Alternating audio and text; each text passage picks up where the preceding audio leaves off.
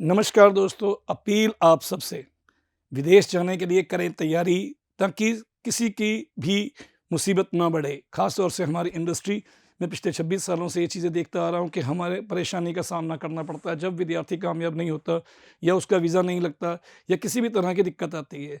देखिए, किस्मत सबसे पहले है, हम लोग उसके बाद।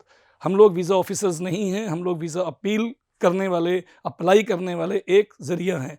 सिर्फ़ हमें ज़रिया समझिए अपनी कामयाबी का।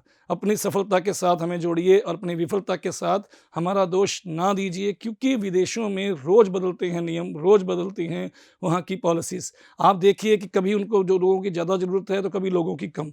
तो उस वजह से वीज़ा का प्रणाल चुनाव करना मुश्किल होता है। चुनाव करना है आपने, आप हैं भेड़-चाल के पीछे। आप भेड़-चाल से बाहर आइए, आप चुनाव कीजिए अपने बच्चों के हिसाब से, चुनाव कीजिए विदेशों का अपने पॉकेट के हिसाब से, चुनाव कीजिए विदेशों में जाने के लिए अपने बैकग्राउंड के हिसाब से कि आपका परिवार किस तरह से अफोर्डेबल पोजीशन में है या नहीं। मैं आपसे अपील करने आया हूँ कि विश्वास ग्रुप पिछले 26 वर्षों से इस इंडस्ट्री की सेवा कर रहा है और आने वाले समय में भी करना चाहता है। मगर बदले हुए नियम को समझिए। यदि कहीं भी कोई नियम बदलता है तो आप हमारा साथ दीजिए ताकि हम सरकारों से अपील कर सकें, हिंदुस्तान की सरकार से अपील कर सकें कि ज़्यादा संख्या में जो फ़ीसें ट्रांसफ़र हो रही हैं उसको रोका जाए और जिनके वीज़ा मिलने हैं सिर्फ़ फ़ीस उसी की ट्रांसफ़र हो, ताकि विदेशों में अधिक संख्या में पैसा ना जाए, ज़्यादा संख्या में वहाँ पर फ़ीस ना जाए और उसके बाद कम संख्या में बच्चों का वीज़ा मिलता है। ख़ास तौर से देखा गया है कि बहुत से कंट्री वीज़ा की लगने ना की कंडीशन में फ़ीस वापस नहीं करते। यदि फ़ीस वापस नहीं आती तब भी कंसल्टेंट का कसूर है, यूनिवर्सिटी गलत निकलती है तब भी कंसल्टेंट का कसूर है।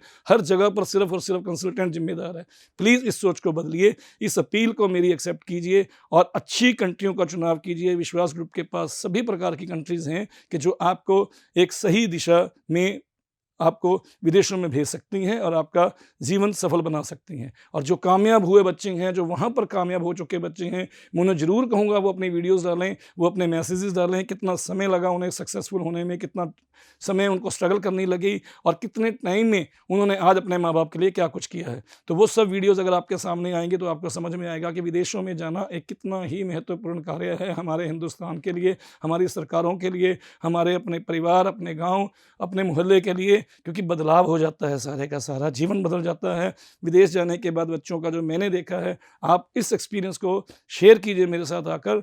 मैं मिलना चाहूँगा उन विद्यार्थियों से जिनका वीज़ा नहीं लगा या वो दूसरी कहीं पर भी जाने के लिए तैयार नहीं हैं। हम उन्हें देंगे सही गाइडेंस और सही एडवाइज़री के साथ वीज़ा के लिए कि क्या चाहिए वीज़ा के लिए। तो प्लीज़ वीज़ा के लिए अपील करूँगा दोबारा से, मत हिम्मत हारिए और सही कंट्री का सही बजट में चुनाव कीजिए। धन्यवाद।